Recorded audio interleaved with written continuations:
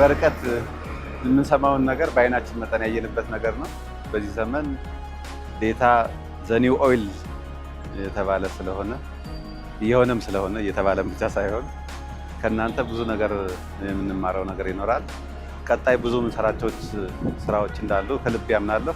ወደፊት አብዛኛውን ነገር ግባችንን ለማሳካት የሰው ሰራሽ አስተውሎትን መጠቀም ካልቻለን ተወዳዳሪም ሆነን ሬሌቫንት የሆኑ አካሎች ሆነን እንቀጥላለን ብለን አናምንም። ያንን ደግሞ የተለየ አካል መጥቶ ከሌላ ሀገር መጥቶ ይሰራልናል ብለንም አንጠብቅም። እንደ ድርጅት ራሳችንን ማብቃት፣ እንደ ሀገር ያሉትንም ክህሎቶች ደግሞ መጠቀም እንፈልጋለን። ከዛ አንጻር ዛሬ በተለያዩ ሴክተሮች ያየናቸው ተሞክሮችና ጅማሮች ልባችንን አሙቀውታል ብዬ በሙሉ በቲሙ ስም መናገር እችላለሁ።